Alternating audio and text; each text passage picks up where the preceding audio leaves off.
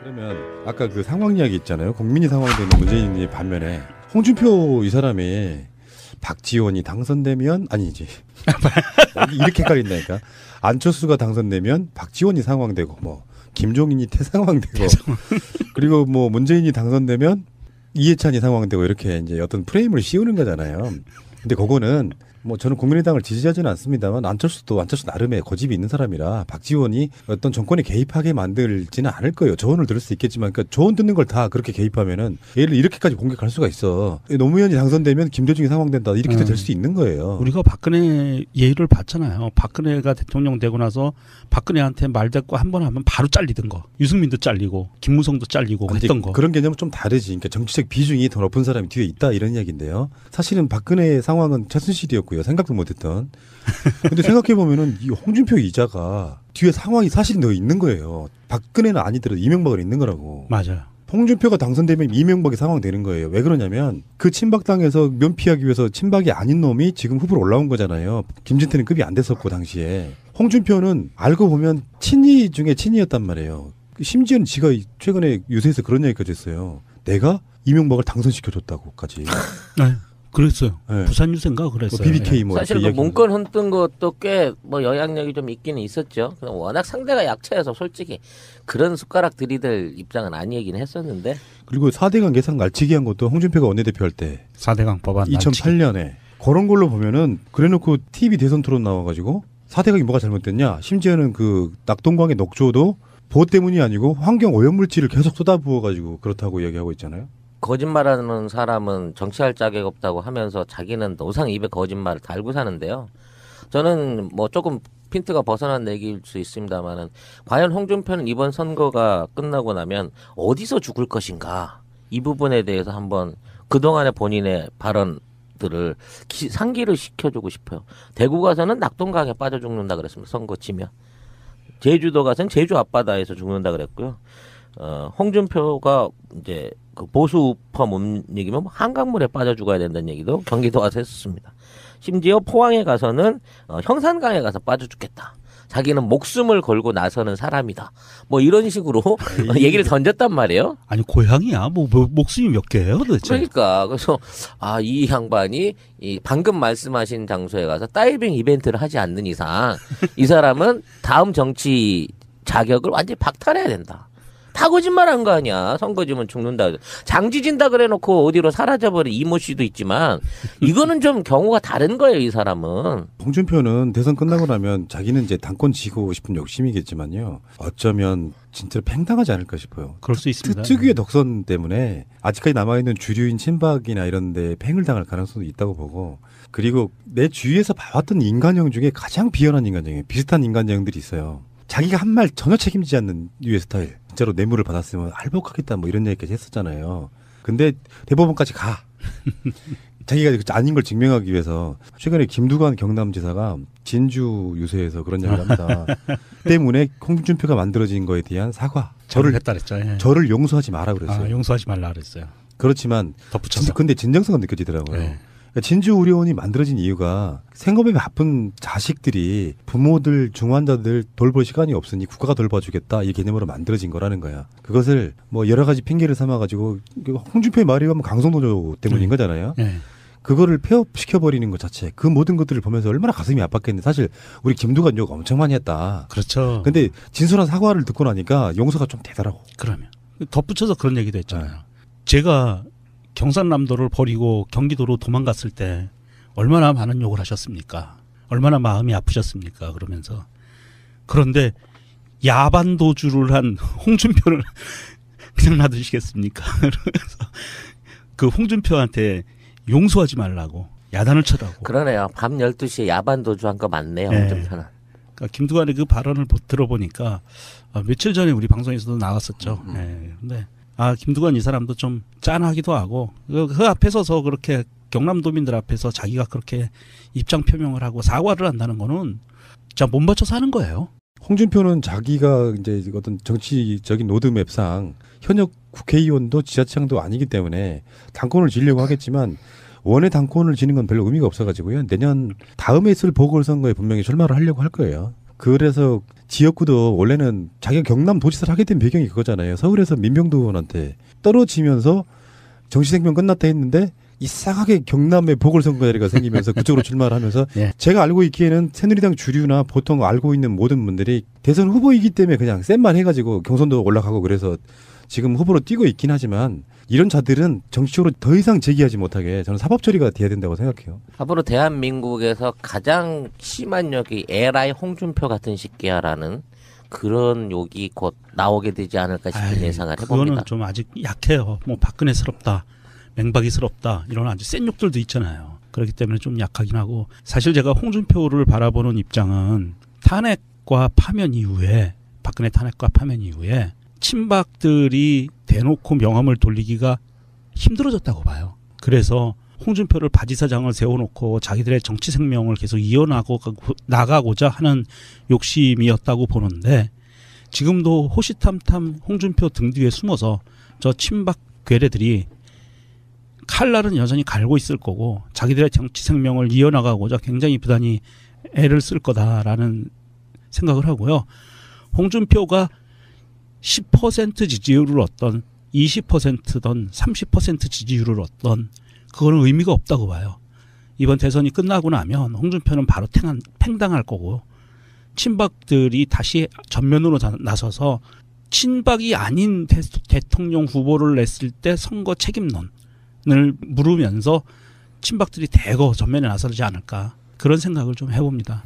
홍준표가 15%를 넘게 되면 홍준표가 사채로 땡긴 250억을 비롯해서 500억이 넘는 돈을 국민의 세금으로 물어줘야 됩니다. 우리가 우리의 귀를 더럽히고 우리의 눈을 고통스럽게 한 것도 모자라서 그 돈마저 세금을 걷어서 우리가 내줘야 된다고 하면 세상에 당해도 이렇게 심하게 당할 수가 있습니까? 야, 우리는 전략적으로 대해야 돼요, 지금. 그러니까 우리의 힘으로 전략적 투표를 해가지고 홍준표가 대출받은 자유한국당 당사를 어떻게 해. 개털리게 만들 것이냐 이 목적도 있는 것이고요. 문재인 후보를 위해서 호남 분들이 문재인 후보를 찍어주게 되고 또 홍준표를 이겨야 되는 상황이라 그러면 문재인 못 찍겠다고 하는 안철수 지지자들이 안철수를 밀게 돼서 안철수 지지율이 올라가면 또 나중에 그 있어서 전라도권의 어떤 정계 개편에 있어서의 뭔가 좀 묘한 상황이 만들어지고 이게 우리들 입장에서 이런 거 사소하지만 되게 딜레마다 이런 생각이 들고요. 최근에 재밌는 얘기가 나왔어요. 모래시계라고 하는 드라마의 작가인 홍진아 씨가 홍준표는 그 검사 그 당시에 이제 박상원이었죠. 박상원의 모델이 아니다. 그중에 취재를 위해서 만난 여러 명의 검사들 중에 한 명이지 그것을 혼자 그 어떤 모델인 것처럼 하고 다니는 것도 말이 안 된다 이렇게 이야기를 했어요. 진짜 이야기를 좀 하시지. 그러게요. 이거는 뭐 빨리 얘기를 했어야지 이제 와서 좀 안타깝긴 하네요. 그 당시 그 우석이란 이름이 일단 의리의 그 대상처럼 강우석 검사. 저도 잊을 수가 없습니다. 나 서울지검 특수부 특수부라고는 안 했구나. 강우석 검사야. 여기서 내 친구를 건드리려면 나는 죽여놓고 가는 게 좋아. 뭐 이런 거. 지금도 생각나는 대사들이 많은데 그거를 왜 자기가 끌어다가 코스프레를 했는지 그걸 정치적으로 이용해 먹은 지가 벌써 15년 훨씬 넘어가는데 아니 20년 됐어요. 20년 됐죠. 지금 이제 처음엔 그거 있는지도 몰랐나 봐. 그때 이제 전개 나올 때도 아니니까. 근데 그런 류의 어떤 그 그림자 안에서 아직도 자기 입으로 내가 모래시계 검사 홍준표라고 이 소리까지 해가는 정말 양심 없는 거를 또 하나 들킨 거잖아요. 뭐 이런 당구가 없더라고 그 부분에 대해서. 그게 그렇게 되면 안 되지. 아이씨. 홍준표가요. 심지어는 그래서 로고송으로 모래시계도 쓰고 있어요. 진짜 그게 그 모래시계 노래가 그 백학이었나요? 러시아. 네. 아직도 기억해. 20년이 됐는데. 그러면 안 되지. 홍준표가 최근에 유세에서 자기 가족사를 까면서 자기 결혼 반대했다고 장인을 영감탱이라고 그러면서 26년 동안 집에도 못 들어오겠다. 그 용돈 보내줄 때도 그 영감탱이랑 같이 나눴으면 안 보내준다 그러면서 보낸다. 뭐 이런 소리를 공식 유세 석상에서 진짜 사석도 아니고 서스럼 없이 하더라고. 진짜 우리 60, 70 넘으신 어르신들이 그런 홍준표를 야, 저 새끼가 우리의 미래를 책임져야겠구나 라는 생각으로 또 뽑는다는 거는 도저히 뭐 상상을 할 수가 없는 얘기 아니야? 어떻게 그따위 폐륜의 말을 그따위로 할 수가 있나 이해를 못하겠어. 지난달인가 홍준표가 방문한 곳이 골 때리는 곳을 갔어요. 정동진을 갔어. 그 나무 아직도 남아있나 모르겠다 진짜. 거기가 모래시계가 있잖아요. 네, 고현정 나무, 네. 소나무. 네. 아, 나 진짜 지금도 모래시계 기억납니다. 그 모래시계가 얼마나 인기였냐면은 뭐 그 당시 시청률이 64%라 그러는데 현재는 그게 불가능해요. 불가능하죠. 그때는 이제 미디어가 많지도 않았을 뿐더러 드라마를 비디오로 만들어서 팔았던 네. 대단했던 드라마였다고 생각이 들고요. 그 드라마를 보려고 일찍 들어가고요. 집에.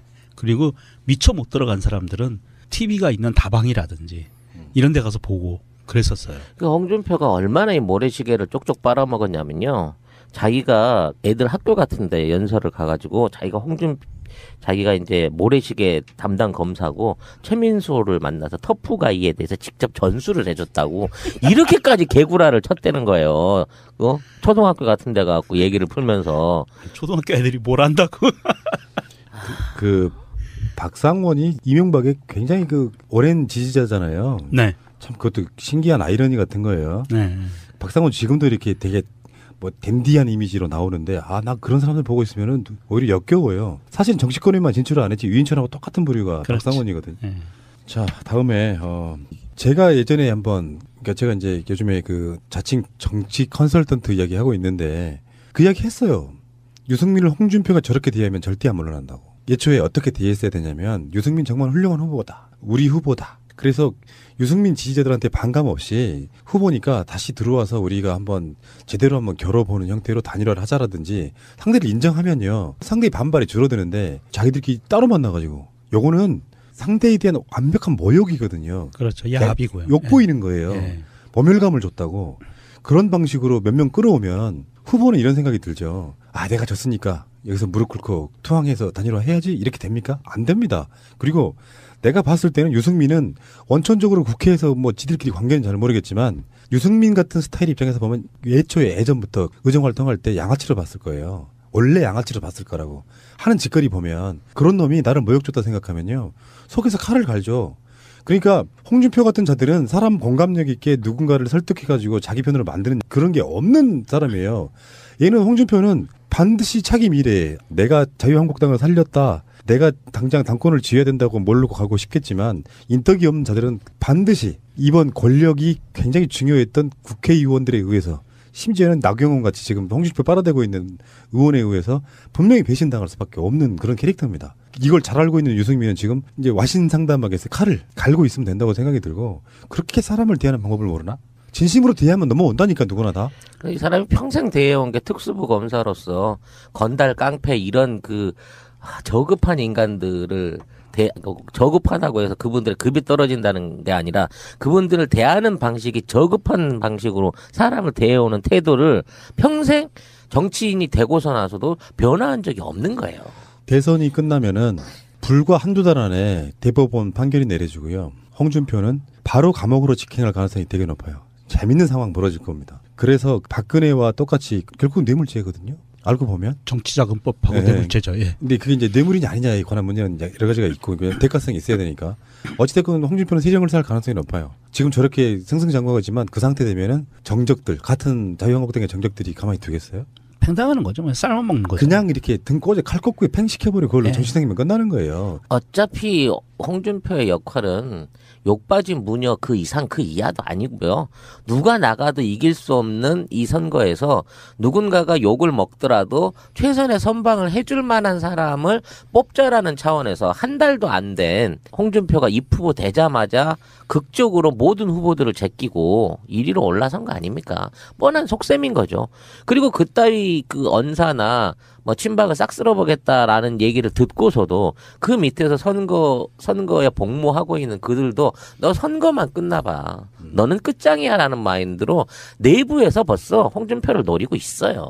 만약에 반대로요. 자유한국당의 후보가 유승민이었다면 어땠을까요? 홍준표보다 더 나왔죠. 저는 굉장히 경쟁력 있는 후보가 될 수 그렇죠. 있었을 걸로 생각합니다. 그래서 그 합당이 이루어지지 않은 점 유승민 후보가 애초부터 탈당 이후에 바른정당으로 나서서 좀 더 적극적인 어떤 그 개혁 의지를 보여주고 실제 보수의 유력 후보로 올라오지 못했던 점에 대해서는 정말 지금 생각해 놓고 보면 굉장히 중요한 선거의 전환점 포인트가 될 수 있는 부분이었다고 생각이 돼요. 그러니까 선거 전략이 이렇게 됐어야 돼요. 이명박이 나라를 망쳐놨잖아요. 그래서 그 당시에 박근혜 후보가 아니었으면 선거 무조건 졌던 선거였어요. 고정표, 박근혜가 물론 이제 이건 저는 개표 조작은 뭐 배제하고 하는 얘기예요. 그런 선거였단 말이에요.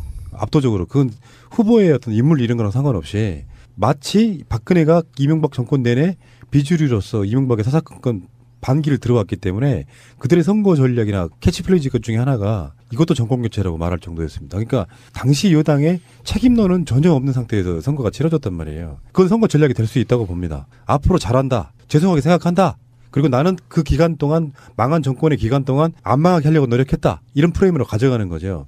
그러니까 유승민 같은 사람이 자유한국당의 후보로 남아서 탈당 자체를 이제 뭐 안 했다는 어떤 가정이겠지만 어찌됐건 뭐 여러 가지 욕을 들어 먹겠죠. 뭐 망한 정당 어쩌고 하겠지만 최소한 홍준표처럼 돼야지 않고 이게 박근혜까지는 나라 막아라 먹었지만 이건 그래도 보수가 부끄럽지 않은 후보네라고 생각하는 사람들의 표도 꽤 몰렸을 거라고 생각이 들어서 고정표 30%는 나오지 않았을까 싶어요. 저는 그렇게 일단 예상을 해봅니다. 아무튼 어찌됐거나 본전 털이라도 할 수 있는 역할을 유승민에게 맡길 수 있을 정도로 얘네들의 선거 전략이나 어떤 통큰 배팅이 이루어지지 못할 만큼 좀 급급했었고 미래를 못 봤고 국민을 무시했던 거고 사실 그런 식의 개혁을 통해 가지고 보수가 재집권하는 모습으로 이게 다시 끌어올려졌다고 하면 선거판에 어떤 변수가 일어났을지 모르는데 유승민 후보를 깔아뭉개면 깔아뭉갤수록 오히려 보수 지정의 표들은 점점 더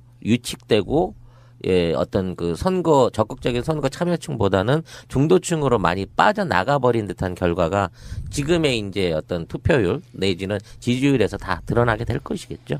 그 선거에서 우리가 간과하고 있는 가장 중요한 지점은 내가 지지한 후보를 혼자 모르게 찍느냐, 내 친구들에게, 내 지인들에게 찍으라고 독려할 수 있느냐, 쉽게 말하면 자랑스러운 후보냐 아니냐 이런 차이거든요. 맞습니다. 예. 홍준표가 더 이상 확장되지 않고 있는 지점도 저는 그거랑 상당히 연관이 있다고 봅니다. 문재인 후보의 지지율이 안 빠지는 이유도 그거랑 상당히 그러면 아까 그 상황 이야기 있잖아요. 국민이 상황되는 문재인이 반면에 홍준표 이 사람이 박지원이 당선되면 아니지 이렇게 헷갈린다니까. 안철수가 당선되면 박지원이 상황되고 뭐 김종인이 태상황되고 그리고 뭐 문재인이 당선되면 이해찬이 상황되고 이렇게 이제 어떤 프레임을 씌우는 거잖아요. 근데 그거는 뭐 저는 국민의당을 지지하지는 않습니다만 안철수 나름의 고집이 있는 사람이라 박지원이 어떤 정권에 개입하게 만들지는 않을 거예요. 조언을 들을 수 있겠지만 그러니까 조언 듣는 걸 다 그렇게 개입하면은 얘를 이렇게까지 공격할 수가 있어. 노무현이 당선되면 김대중이 상황된다 이렇게도 될 수 있는 거예요. 우리가 박근혜 예의를 봤잖아요. 박근혜가 대통령 되고 나서 박근혜한테 말대꾸 한 번 하면 바로 잘리던 거. 유승민도 잘리고 김무성도 잘리고 했던 거. 그런 개념은 좀 다르지. 그러니까 정치적 비중이 더 높은 사람이 뒤에 있다 이런 이야기인데요. 사실은 박근혜의 상황은 최순실이었고요. 생각도 못했던. 근데 생각해보면은 이 홍준표 이자가 뒤에 상황이 사실 더 있는 거예요. 박근혜는 아니더라도 이명박은 있는 거라고. 맞아요. 홍준표가 당선되면 이명박이 상황되는 거예요. 왜 그러냐면 그 친박당에서 면피하기 위해서 친박이 아닌 놈이 지금 후보로 올라온 거잖아요. 김진태는 급이 안 됐었고 당시에. 홍준표는 알고 보면 친이 중에 친이었단 말이에요. 심지어는 지가 최근에 유 자체 그 모든 것들을 보면서 얼마나 가슴이 아팠겠는데 사실 우리 김두관 욕 엄청 많이 했다. 그렇죠. 근데 진솔한 사과를 듣고 나니까 용서가 좀 되더라고. 그러면 덧붙여서 그런 얘기도 했잖아요. 제가 경상남도를 버리고 경기도로 도망갔을 때 얼마나 많은 욕을 하셨습니까? 얼마나 마음이 아프셨습니까? 그러면서 그런데 야반 도주를 한 홍준표를 그냥 놔두시겠습니까? 그러면서 그 홍준표한테 용서하지 말라고 야단을 쳐라고. 그러네요. 밤 12시에 야반 도주한 거 맞네요. 네. 홍준표는. 그러니까 김두관의 그 발언을 들어보니까 며칠 전에 우리 방송에서도 나왔었죠. 네. 근데 김두관 이 사람도 좀 짠하기도 하고 그 앞에 서서 그렇게 경남도민들 앞에서 자기가 그렇게 입장 표명을 하고 사과를 한다는 거는 진짜 못 맞춰서 하는 거예요. 홍준표는 자기가 이제 어떤 정치적인 로드맵상 현역 국회의원도 지자체장도 아니기 때문에 당권을 지려고 하겠지만 원의 당권을 지는 건 별로 의미가 없어가지고요. 내년 다음에 있을 보궐선거에 분명히 출마를 하려고 할 거예요. 그래서 지역구도 원래는 자기가 경남도지사를 하게 된 배경이 그거잖아요. 서울에서 민병두 의원한테 떨어지면서 정치생명 끝났다 했는데 이상하게 경남에 보궐선거 자리가 생기면서 그쪽으로 출마를 하면서 네. 제가 알고 있기에는 새누리당 주류나 그래서 이 양반이 이 방금 말씀하신 장소에 가서 다이빙 이벤트를 하지 않는 이상 이 사람은 다음 정치 자격을 완전히 박탈해야 된다. 다 거짓말한 거 아니야. 선거 지면 죽는다. 장지진다 그래놓고 어디로 사라져버린 이모 씨도 있지만 이거는 좀 경우가 다른 거예요. 이 사람은. 홍준표는 대선 끝나고 나면 자기는 이제 당권 지고 싶은 욕심이겠지만요. 어쩌면 진짜로 팽당하지 않을까 싶어요. 그럴 수 있습니다. 특유의 덕선 때문에 아직까지 남아있는 주류인 친박이나 이런 데 팽을 당할 가능성도 있다고 보고, 그리고 내 주위에서 봐왔던 인간형 중에 가장 비열한 인간형이에요. 비슷한 인간형들이 있어요. 자기가 한 말 전혀 책임지지 않는 유의 스타일. 진짜로 뇌물을 받았으면 할복하겠다 뭐 이런 얘기까지 했었잖아요. 근데 대법원까지 가. 자기가 아닌 걸 증명하기 위해서. 최근에 김두관 경남지사가 진주 유세에서 그런 얘기를 합니다. 때문에 홍준표가 만들어진 거에 대한 사과. 저를 했다 그랬죠. 예. 저를 용서하지 마라 그랬어요. 용서하지 말라 그랬어요. 그렇지만 덧붙여서. 근데 진정성은 느껴지더라고요. 네. 진주 의료원이 만들어진 이유가 생업에 바쁜 자식들이 부모들 중환자들 돌볼 시간이 없으니 국가가 돌봐주겠다 이 개념으로 만들어진 거라는 거야. 그것을 뭐 여러 가지 핑계를 삼아가지고 홍준표의 말이 가면 강성노조 때문인 거잖아요. 네. 그거를 폐업시켜버리는 거죠. 그래서 그런 얘기까지 했어요. 내가 이명박을 당선시켜줬다고까지. 네. 그랬어요. 네. 부산 유세인가 그랬어요. BBK 뭐 사실 그 문건 흔든 것도 꽤 뭐 영향력이 좀 있기는 있었죠. 그냥 워낙 상대가 약체여서 솔직히 그런 숟가락 들이댈 입장은 아니긴 했었는데. 그리고 4대강 예상 날치기 한 것도 홍준표가 원내대표 할 때 4대강 법안 2008년에 그런 걸로 보면은 그래놓고 TV 대선 토론 나와가지고 4대강이 뭐가 잘못됐냐. 심지어는 그 낙동강의 녹조도 보호 때문이 아니고 환경 오염물질을 계속 쏟아부어가지고 그렇다고 이야기하고 있잖아요. 거짓말하는 사람은 정치할 자격 없다고 하면서 자기는 노상 입에 거짓말을 달고 사는데요. 저는 뭐 조금 핀트가 벗어난 얘기일 수 있습니다만은 과연 홍준표는 이번 선거가 끝나고 나면 어디서 죽을 것인가, 이 부분에 대해서 한번 그동안의 본인의 발언들을 상기를 시켜주고 싶어요. 대구 가서는 낙동강에 빠져 죽는다 그랬습니다. 선거 치면. 제주도 가서는 제주 앞바다에서 죽는다 그랬고요. 홍준표가 이제 그 보수 우파 못 이기면 한강물에 빠져 죽어야 된다는 얘기도 경기도 와서 했었습니다. 심지어 포항에 가서는 형산강에 가서 빠져 죽겠다. 자기는 목숨을 걸고 나서는 사람이다. 뭐 이런 식으로 얘기를 던졌단 말이에요. 아니 고향이야. 뭐 목숨이 몇 개예요 도대체. 그러니까 보통 알고 있는 모든 분들이 대선 후보이기 때문에 그냥 쌤만 해가지고 경선도 올라가고 그래서 지금 후보로 뛰고 있긴 하지만 이런 자들은 정치적으로 더 이상 제기하지 못하게 저는 사법 처리가 돼야 된다고 생각해요. 앞으로 대한민국에서 가장 심한 욕이 에라이 홍준표 같은 새끼야라는 그런 욕이 곧 나오게 되지 않을까 싶은 예상을 해봅니다. 그거는 좀 아직 약해요. 뭐 박근혜스럽다, 맹박이스럽다 이런 아주 센 욕들도 있잖아요. 그렇기 때문에 좀 약하긴 하고, 사실 제가 홍준표를 바라보는 입장은 탄핵과 파면 이후에, 박근혜 탄핵과 파면 이후에 친박들이 대놓고 명함을 돌리기가 힘들어졌다고 봐요. 그래서 홍준표를 바지사장을 세워놓고 자기들의 정치 생명을 계속 나가고자 하는 욕심이었다고 보는데, 지금도 호시탐탐 홍준표 등 뒤에 숨어서 저 친박 괴뢰들이 칼날은 여전히 갈고 있을 거고 자기들의 정치 생명을 이어나가고자 굉장히 부단히 애를 쓸 거다라는 생각을 하고요. 홍준표가 10% 지지율을 얻던 20%든 30% 지지율을 얻던 그거는 의미가 없다고 봐요. 이번 대선이 끝나고 나면 홍준표는 바로 팽당할 거고 친박들이 다시 전면으로